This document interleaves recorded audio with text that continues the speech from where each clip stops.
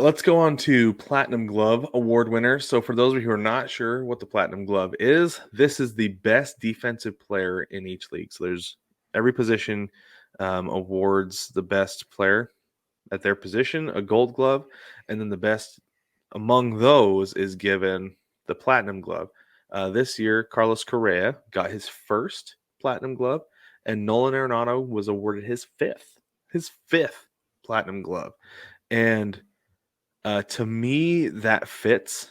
I mean, that's perfect for him because he's the guy you would expect to win that.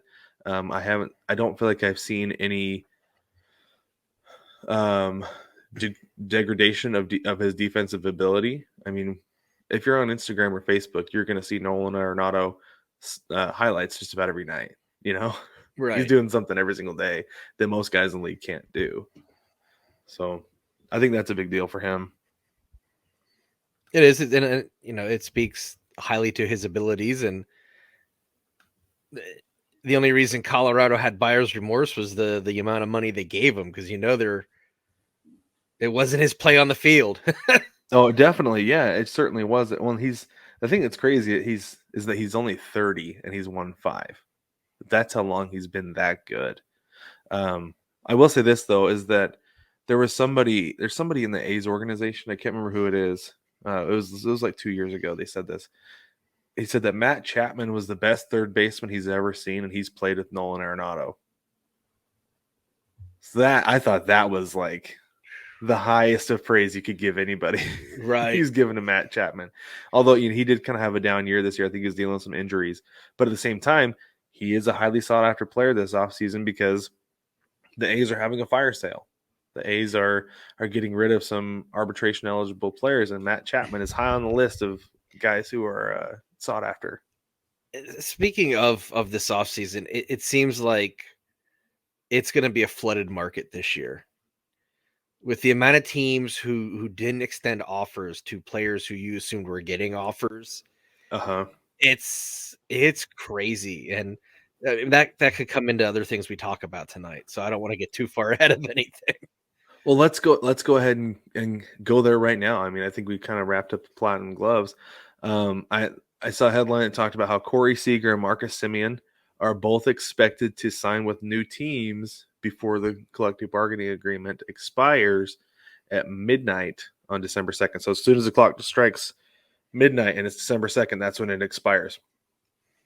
So and both of these guys were extended qualifying offers by their teams. I believe that's a 1-year, $18 million deal. Let me look that up and verify that. 1-year, $18.4 million offer. They have until November 17th to accept or reject that. And once they reject it like they're expected to, they are going to be free agents. So that'll essentially give them 2 weeks from that point to sign with a new team, which I feel like is pretty quick given what we've seen in the last couple of years. I don't know. I don't know if they will, especially being Boris guys. Like we know that Scott Boris can get a deal done if he really wants to, but he's not one who's typically going to rush into a deal because he's going to try to squeeze every ounce of blood out of the rock that is a major league organization, right? Something I'm seeing, and it actually makes a lot of sense. Brian Cashman has been quoted as saying that the Yankees payroll has latitude, that they have wiggle room to make a big splash. Mm-hmm. And then I'm seeing that, these guys are being linked to the Yankees right now. That's more than likely where they're going to end up. They could. Well, and so it's there such are a other Yankees teams. thing to do. It is a Yankees thing. It is a very Yankees thing to do, and it's why everybody hates them. But this is the thing too: is that the Rangers have specifically said that they're going to increase their payroll by $100 million this next year. The Mariners have said they're increasing payroll this next year. That this is the first time Jerry Dipoto has had basically freedom to spend, and they've said that they're going after Marcus Simeon, like he's their big target. Timeout. Increasing payroll does not guarantee wins. No, it because doesn't. the Phillies just finally had a season over 500. It doesn't. But what it does is it doesn't even guarantee competition, like being competitive, right? What it does is it it shows the fans that you're willing to put forward the money that it takes to try to be competitive, though, right? Because we've seen the Yankees in the past where they spent all the money in the world that they had that was available, and they won a World Series. We've also seen them fail to win a World Series doing that. We've seen teams not spend any money. The Rays, the A's, almost every single year make the playoffs without spending any money. The Rays made it to the World Series last year without spending any money. So it doesn't necessarily mean that you're going to win, but it's almost like an act of goodwill telling your team that, like, we're all in on this, that we're willing to spend the money to bring in an impact player if we have to and give them a max, quote unquote max contract. 'Cause it's not really a thing in baseball, but it's more of an act of goodwill, I think. And in this case, the fact that you're like, we will negotiate with a Boris client, that's a pretty big deal, because if I'm not spending money, I'm staying away from those guys with a 10-foot pole, at least. Yeah. And So I what's feel like it's funny more about symbolic go than ahead. anything. But sorry, go ahead. No, what's funny about Seeger is on the Philly Baseball Together pod, Tori and I were literally just talking about how he's the guy we kind of were hoping the Phils would sign, and that's probably not happening. Well, you know what though? Like, this is the thing: is it depends on who you talk to about the Yankees getting a guy, because Yankee fans think they're going to get everybody. Like, I saw on Twitter today. I don't spend a whole lot of time on Twitter, but Because I happened to be on there today, and 90% of Twitter for any topic is a cesspool. So we got it is. But this, I feel like this is like what you're getting from fans, though. Still, is that some guy, he tweeted out this picture, and it was like my proposed Yankees starting lineup for next year, and they had what was it? It was they're like trade for Soto. So it said Soto in right field, Judge in center, and Gallo in left, and then they had DJ LeMahieu at third, Seeger at second, Simeon at set or Seager at short, Simeon at second, and Freddie Freeman at first. I'm like, dude, like, there's not even enough money in Major League Baseball to do that, much less on your payroll. And like, it's not realistic. Like, those guys aren't going to take discounts just so they can go wear pinstripes and play for the Yankees. It's not a thing. It's not a thing anymore. It's not a thing, and a lot of guys are really happy to stay where they're at. They are. Like, I could see the Braves being like, you know what, Freddie? We appreciate you. You're our clubhouse guy. What do you want? And by all accounts, he has stated he wants to stay a Brave. He doesn't want to leave. Yeah. And that could be one of those things, though. Like, I want to stay a Brave, but at the right price, right? In any professional sport, that can always be the case. I hate Freddie Freeman for being a Philly killer, but I absolutely appreciate and respect him as a player and just as a person. He seems like a really great guy. As I say, you hate Freddie, but you love Frederick.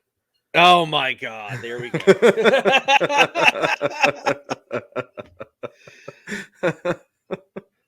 Two different people, basically. I mean, oh, that killed me.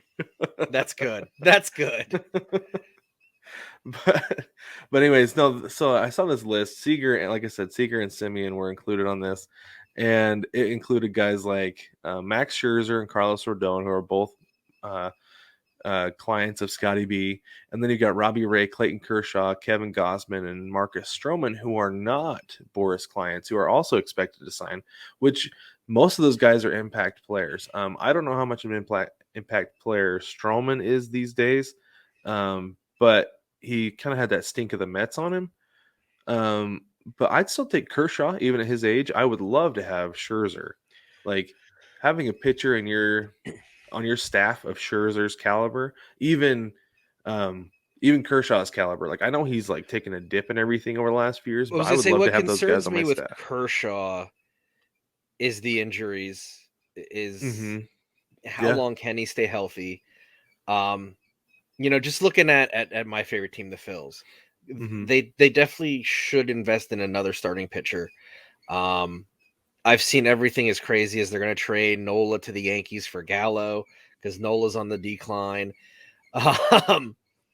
I don't know if I'd want an aging. No matter, he's great. He's a great pitcher. Not saying he's not, but I think there's injury baggage that comes along with him. That if you're truly a competitor and you're going to be in October, you're probably going to sign him. But I don't think he's someone of a team like the Phils who are still trying to figure out how to get back to October. Well, and so this is the thing too that I think is funny. Is like Nola's a good pitcher. Like I can appreciate that. But at the same time, like it would kind of to me feel like it's the same kind of thing as like the Andrew Heaney deal. Like Heaney, when the Yankees traded for him, my first thought was like, okay, first, why would you trade with the Angels to get a pitcher? Of all the positions that you could trade for with the Angels, like everybody knows that the Angels don't have good pitching. Like that's their problem. You know, like, why would you take one of those guys? And he came to New York and he stunk. And I don't know how Austin Nola has been, or not Austin Nola. It is Austin Nola, right? Aaron Austin's his brother. I know I get them mixed up all the time. Like Austin used to play for the Mariners, so it's Aaron Nola. He I mean he's not a bad pitcher, right? He's had some issues the last few seasons. I mean, he definitely has a September issue, but this year was really bad, and there's been so much turnover in the coaching staff of the Phils that I'm sure that plays a role into it. It might. Some guys just struggle in September though. Like you say, Kikuchi for the Mariners this year.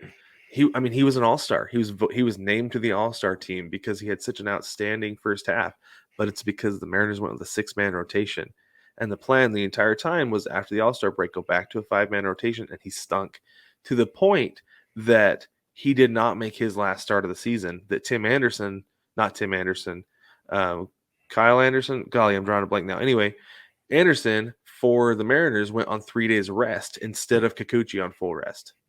Like that's how bad he got at the end of the season because he couldn't handle the grind into September. So Nola is a career 3.68 ERA pitcher. This past season, he was a 4.63 ERA pitcher. He went 9 for 9. This was not a good year for him. And he was coming into this season as he was still considered the Phil's ace. And I think it was his job to lose, and he lost it to Wheeler. And Wheeler had a fantastic year. There's a reason he's up for the Cy Young. Albeit his kind of late season struggles when the Phils were struggling, he still, everything he did up to that point, I think negates that to some degree. But Nola was a totally different pitcher this year. And sorry, Tyler Anderson was who I was drawing a blank on before. Tyler Anderson.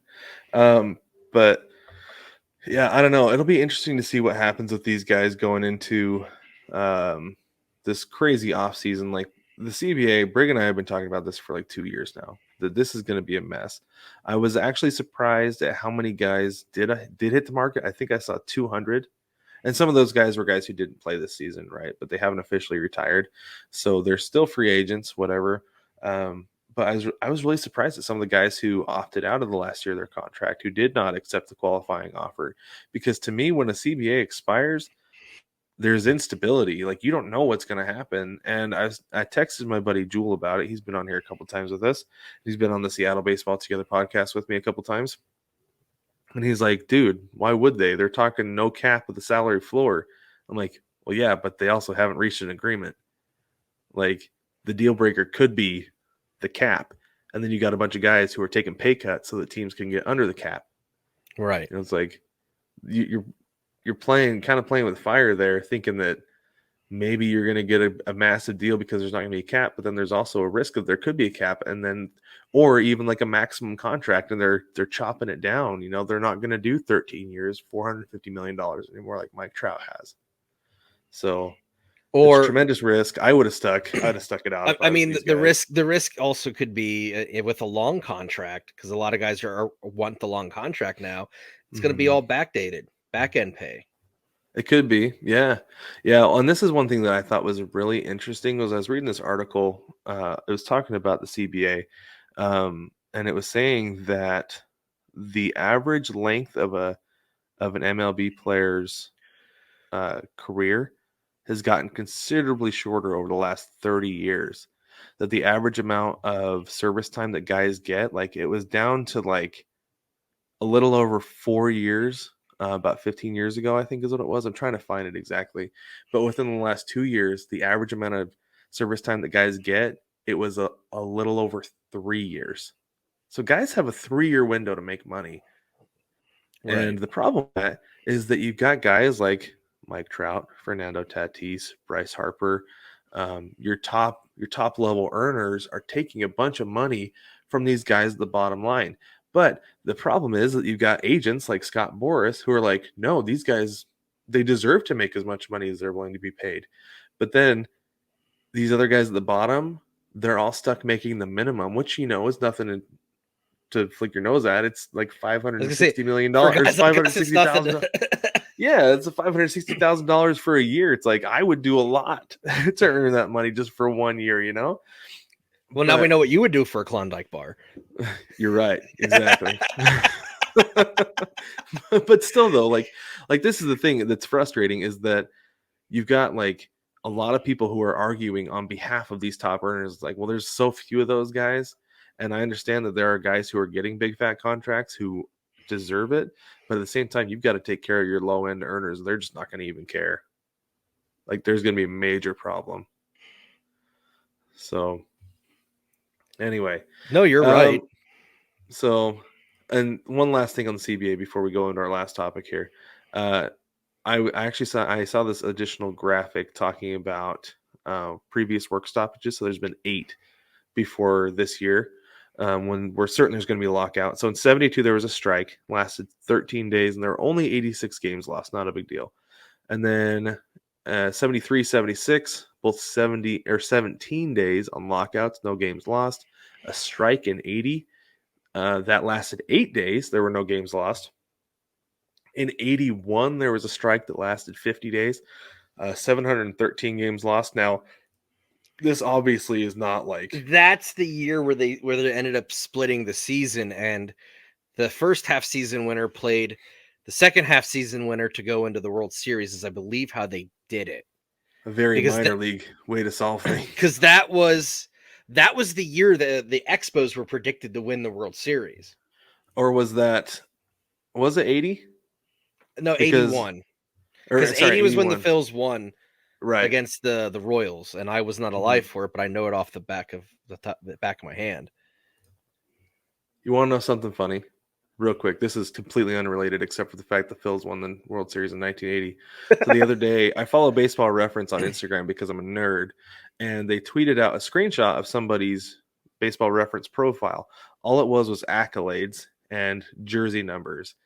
And so it showed their accolades, and one of them was the 1980 World Series. And on Baseball Reference, when they have their jersey numbers, it has like kind of like of like what it would look like when their jersey's retired in the stadium, right? Like the circle with like this one was red with pinstripes. I off the top of my head, I didn't know who won the 1980 World Series. I was not alive back then.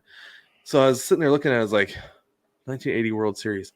That looks like that looks an awful lot like a Phillies jersey. And I was looking at the other accolades, and so sorry, I'm trying to pull it up so I can get exactly what they were because it was Jason. I'm gonna be honest with you. I was really proud of myself in this moment, so I'm gonna brag a little bit.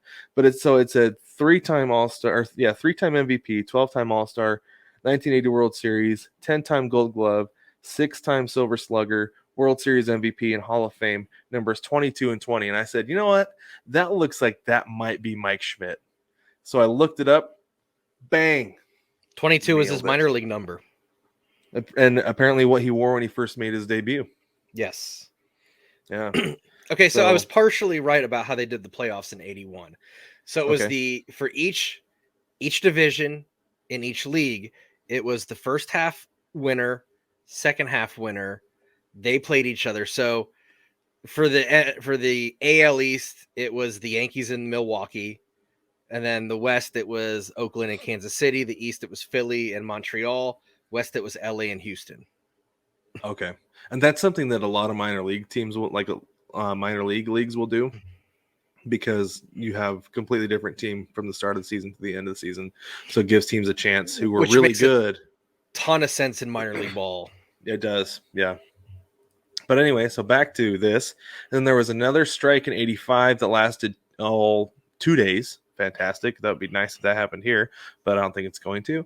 And then in '90 there was a lockout that lasted 32 days. Then the infamous strike in '94 that went on for 232 days, and we lost 938 games. And then now here we are on the precipice of another lockout. John Heyman with MLB Network, he said, management source on the state of CBA negotiations as bad as I've ever seen it. Prediction, 2.5 months of pain. And what's sad about this is there are still a lot of sports fans who are still very bitter about the lockout in 94, 95. Yep. Brig talks all the time about how his father-in-law stopped watching baseball until he came into the family. And now, it was probably almost 20 years of not watching baseball. I was 10 going to be 11 during that time frame. It took me a while to get back. Did it? Because it just took baseball away from me. Yeah. I remember I was 8 and my dad and I were watching SportsCenter. We watched the last team. They showed the last team get off the field and they're like, that's it for baseball this year.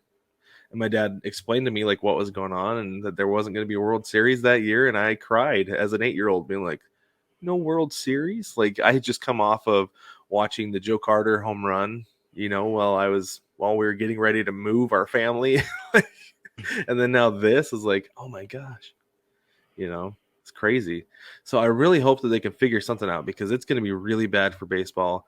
We have our obvious issues with Rob Manfred, and we don't have any confidence in his ability to reach a reasonable, like a resolution in a reasonable amount of time. So we've been really Bob pessimistic. Bob Costas. Well, yeah, and the thing that's unfortunate is that the guy who deserves the job is the one who doesn't want it. Yeah, I know. So